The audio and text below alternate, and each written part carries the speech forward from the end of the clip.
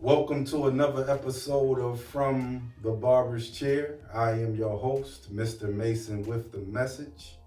And today's topic will be common questions about the Bible and religion. So, we're going to try to help the viewers out and give them a piece of information to pass on to others who may have these same questions, and hopefully you promoting the channel so others can subscribe and tune in. We got some good stuff coming up in the future, but today we're dealing with common questions about the Bible and religion. And before we get into it, I'd just like to give a shout out to the real heroes out here, the ones who sacrifice of themselves for the sake of other people's well-being, the greater good, or the good Samaritan, putting themselves aside to see that the needs of others are met, especially when you're in a position to do so. So all of you out there who are in a good position and you take time out of your day to help end somebody's struggle, or help bring peace to somebody's life through charitable sacrifice and time, I want to give a shout out to you. You guys are the real heroes, and you know who you are. I don't have to say no names. Everybody else that's not on that track need to step your game up and hop on the train on the next stop, because that's what's up right now in the world today. We got to help each other out. And I like the acronym for TEAM, TEAM. Together, everyone achieves more. So if you love somebody, show love through your charitable sacrifice. And with that being said, I like to highlight a brother billionaire, guy by the name of Chuck Feeney. He's a billionaire philanthropist, and just talking about doing something for others. This guy set the bar, raised the bar, and reset the bar again, where he made a promise to himself where he's going to try to give away as much money as he can before he leaves this earth. And he's, I believe, in his 80s right now, 90s. I'm sorry. He's in his 90s right now. And he said he is well on to accomplishing his mission, giving it all back. And that's what it's all about, giving it all back. Or, you don't want to give it all back at one time, but you definitely want to stretch out a helping hand to help somebody. I don't believe nobody got anywhere in this world by themselves. It was always somebody else to help push them to the next level or get them over a hump. Okay, so I just want to give a shout out before we get started to the real heroes, the people who give their charitable sacrifice. Now, also want to shout out the beautiful voice behind the scene. You'll meet her one day. She's going to be the moderator. She'll be asking me questions. I think it'll be about 10 questions starting. And hopefully the information that comes forth during this podcast will be enlightening and edifying to all the viewers and the listeners out there. So, without further ado, common questions about the Bible and religion. Let's get ready. Question 1. If God is real, why is there so much evil around us? The question was, if God is real, why is there so much evil around us? And that's a really good question. It comes up a lot in conversations. And to be honest with you, the best answer for that question is very not only scientific, but it's also, how can I say, it's the chemistry of life. You cannot have one without the other. Positive and negative is the charge that makes life go forward. As a matter of fact, if excuse me, if we relating this to an automobile or, you know, something of that nature, you know, or could be a fan, you know, it has a motor in it, and the motor is controlled by electrical charge, and that electrical charge can only be generated if there's a positive and a negative plug. So when we dealing with life and when we dealing with God, we have to know that all of those things exist within God, and they also exist within us, and they also exist in every living thing. So when I hear the term, you know, real, you know, God is real, I believe no one will really be able to experience the truth inside that reality unless they take time out to examine themselves, identify with their negatives and positives, and have enough integrity to accept them all, the negatives with the positives. And I believe at that point, you will begin to see God for who God really is. And then the surprising thing about all of that is when you see God, you'll also recognize God is in you too. So when we're talking about God, we got to stop creating this mythical creature as if it's a puff of air or entity in the unknown elements of life. You know, we'll get into the Bible, but in the Bible, for all the believers out there who read scripture, it lets you know that we are God's all children of the Most High God. Okay, even when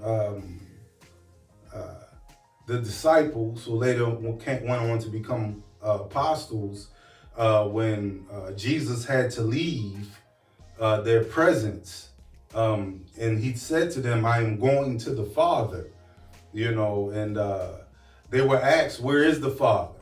You know, and he asked them, why? I have been with you all this time, and why do you ask me, where is the Father? When I've said to you that the Father is in me. So anytime you're talking about the Father with a capital F, we talk about God. So, you know, the only way that you can identify with how real God is, you have to identify with the realities that exist within yourself. And that takes integrity. That means if you look in the mirror and you see a racist, you got to be able to look at yourself and say, I'm a racist and I need to fix it. If you look in the mirror and you see a male chauvinist or a glutton or you know, a thief, you know, or a liar, you know, you got to be able to accept those negativities because that is an element or a deity of the God that's in you. Those are powers that you allow to manifest through your own actions. But then if you look in the mirror and you also see on the flip side that I'm a honest person, I'm a charitable person, you know, I'm a loving person, I'm a kind person, you know, these kind of attributes, those are positive. But both things make up the life of a person. So nobody is exempt from that. And because we all come from God, whether we realize it or not, and we'll get into that, I'm pretty sure, we have to know that everything that is in God is also in us. And I want to say one more thing to that note. Even when you go to a doctor, you make a doctor's appointment, you go see your doctor. You know, when they begin to question you about your medical history, they go all the way back into your parents' business. You see what I'm saying? So the conclusion that they're trying to come to is maybe that innately, if something was in your parents, it passed through the bloodline or through the generation, and you ended up dealing with it as well.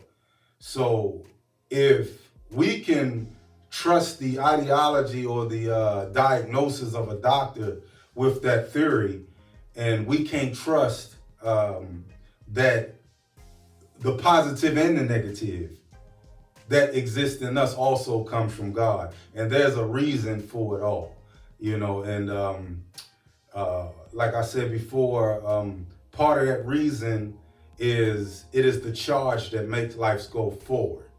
I'm not going to spend too much time with this question, but I do want to bring out some very valid points. Also, life has an electrical pulse. We are creatures of vibration, monotones. You ever be in a place or some kind of vicinity or around some people and you just get a negative vibe and you say the vibe is not right? That's called vibration. You feel that because we're creatures of vibration. So that vibration comes from a high place. You see what I'm saying? That vibration is vertical, it's not parallel. So when the vibe is not right, the vibration is not right, that means we're not in line, we're not moving in the right direction. So we need to redirect ourselves and pick up that peaceful, positive vibration. See, so the reason why I bring that out is because, if you go to a hospital, you get hooked up to an EKG machine. I call it the EKG theory. Life consists of ups and downs. Okay, that's the same way with God. See, there's a purpose for the negativity just as well as there's a purpose for the positivity. Sometimes we can over sensationalize the negativity and take it to ungodly levels. We're to the point we become demonic. Okay, but you're going to have on that EKG reading, that electrical pulse is going to go up and down, and it's going to beat at every point.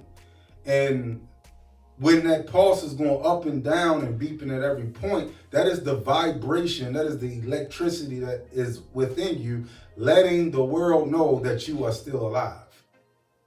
So you can't have one without the other.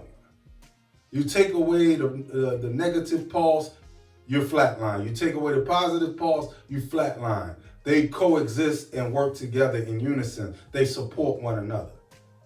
So God is a perfect God. God is infallible, without fault or mistake.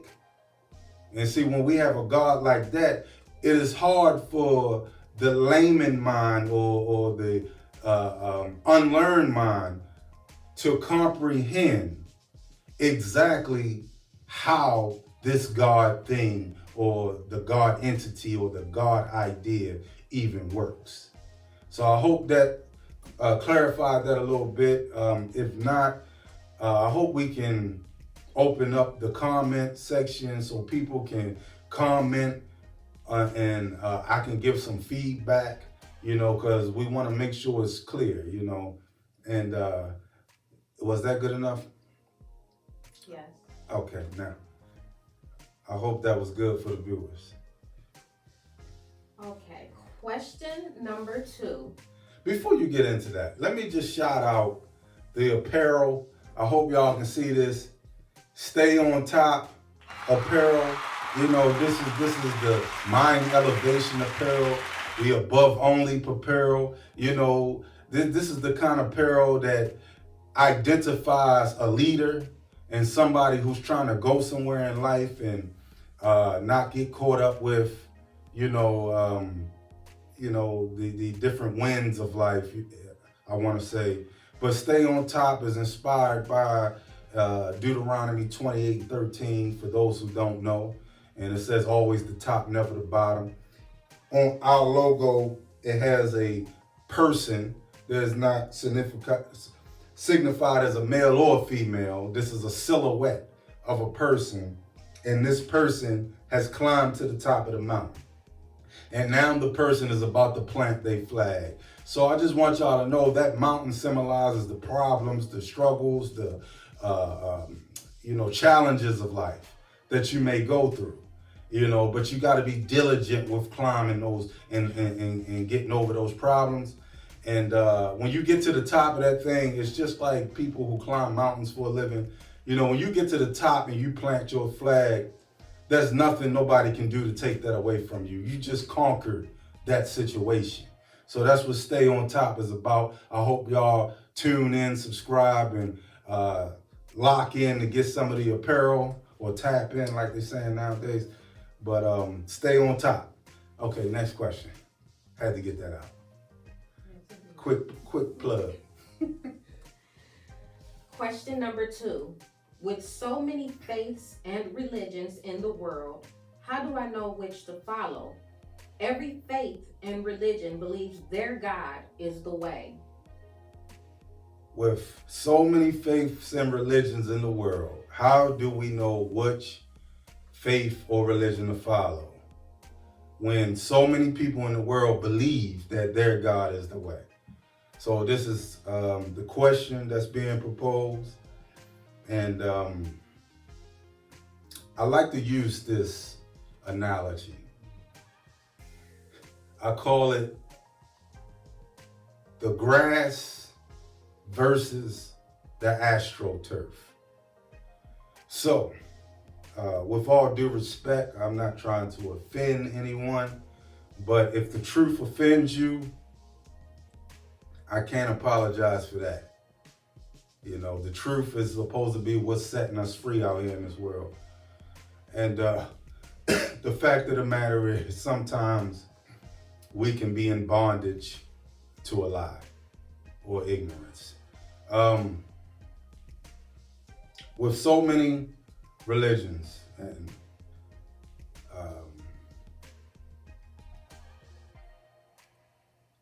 different practices and faiths in the world, the grass versus the AstroTurf theory.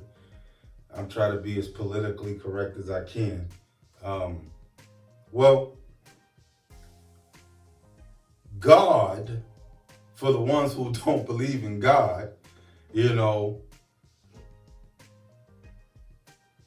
let's just say the universe gave us a thing called grass. Now, grass produces all kind of nutrients. Grass produces oxygen. The soil that grass sits in, we didn't even give it to ourselves. The universe, God gave us the dirt, the soil, the earth that the grass sits in. Inside that dirt, that grass, that soil, that earth, you have minerals and all kind of different,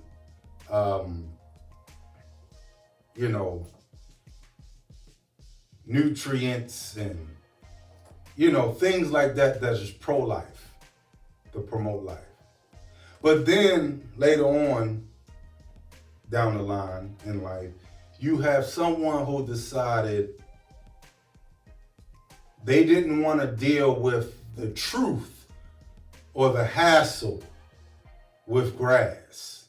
So they created what is called AstroTurf.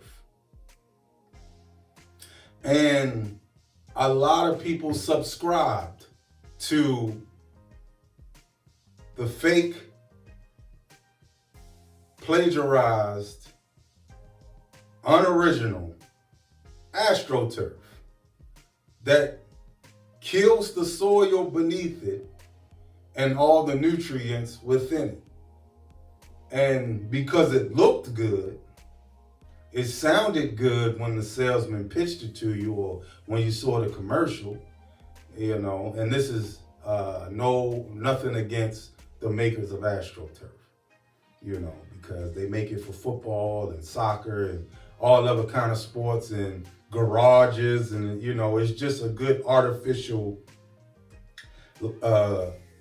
piece to lay across the ground to soften things up. So nothing against the manufacturers or the makers and founders of the people who make AstroTurf. I'm trying to draw a illustration for you surrounding the question. So the problem with AstroTurf is not real, and it kills everything around it. It looks good, sounds good, but it's not real. Now, we have to be astute enough to challenge information when it comes our way. We cannot just accept any information that comes our way because of who it came from or it sounded good when we heard it. We have to challenge information. That's a problem that people have suffered from over the years. They have been gullible enough to just accept any wind of information blown in their direction. For someone to challenge information, they have to be what is called a cognitive person. They have to be a double thinker, evaluating things, cross-examining things, using the process of elimination with information. I always say that all information is good information until it comes time to disseminate the information. So you can talk my ear off and tell me everything that you want to tell me about your point of view or the information you want to give me, and I'm going to hear it all. But I'm not going to go repeat that information to somebody else as if it's valid without checking it and gaining validation for myself. So, with that being said, let's get into it. So, for the record, one more time, say that question. With so many faiths and religions in the world, how do I know which to follow? Every faith and religion believes their God is the way.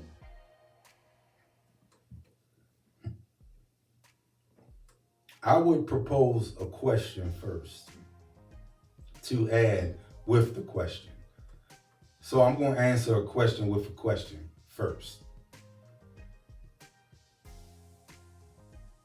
First, my question would be, if this is a question that is coming from people, and I would have to address the question, I would have to ask them a question back. And that question would be, how do you identify your God? If the people are saying there's so many gods in the world, I would have to ask, how are you identifying your God? Because when we doing the etymology of a word and breaking it down to its meaning, the term God itself is supreme being. Omni in its deity. So omni means all in all. I mean, I'm the strongest. I'm the fastest. I'm the wisest. All of that. So that's a supreme being. So I would have to ask, how do you identify your God? Now, some people maybe want to create their own definition for what God is. But that's just the unadulterated facts right there. That's science, and when you're dealing with science, you're dealing with the facts and the facts alone. So if we're looking at the God of the Bible, okay, the God of the Bible has many names. We must know that. The God of the Bible has many names. God is all in all. You can't put God in your box and claim him for yourself. God is God. I like the term used in the scripture in the Old Testament where Moses is on the mountain and he's supposed to go to Egypt, which is Kemet, and get the Pharaoh of the land to release the children of Israel from bondage. And Moses, being humble as he could possibly be, he's like, who am I going to tell these people sent me to do this. You know, these people raised me for real. But I'm not going to get into that. But God, the voice of God spoke to Moses. And we're going to talk about how God speaks during this. But the voice of God spoke to Moses and told Moses to tell them, I am that I am sent you. That's all in all.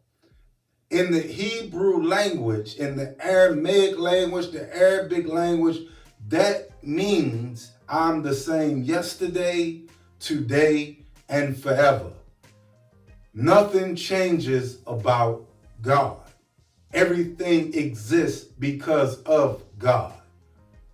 And for the ones who try to X God out of the equation, ego, Xing God out the equation, these egotistical people that want to walk in their own way, I have nothing against you, freedom of practice.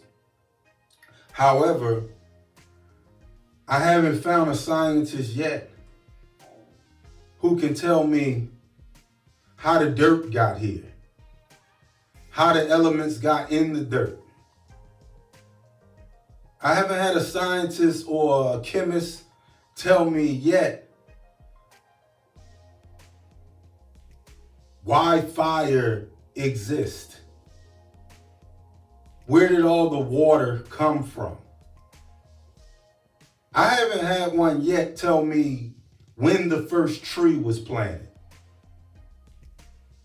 let alone where did the first human being and the first living thing come from. Now, there's been all kind of speculations with conspiracy theories. It's all a bunch of lies and tomfoolery. And that has been proven through scholarly articles and archaeologists and researchers. And there's so many people of good sense who has debunked all these conspiracy theories. You know, the Big Bang Theory. You know, yeah, evolution is real, but the Big Bang Theory is not real. Now, you know, with that being said, we have to know that when you're up against a God like that, there's nothing anybody can do to prove that God does not exist. So I hope the people understood that little small piece that I just gave them. You in a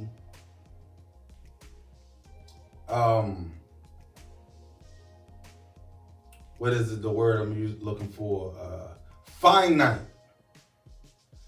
state of being.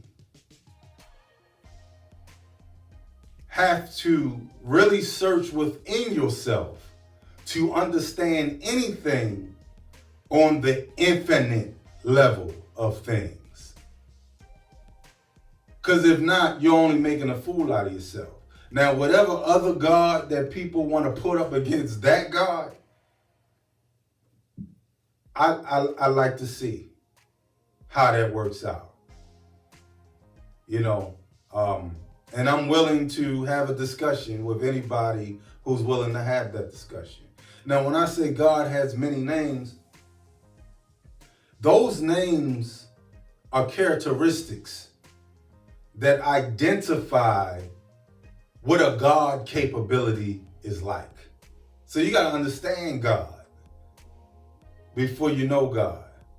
You know, Elohim, terms like this, you know, nurturing.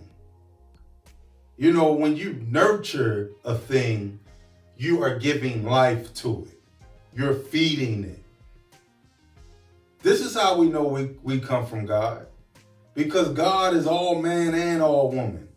God is all in all. He's the trees. He's the air we breathe.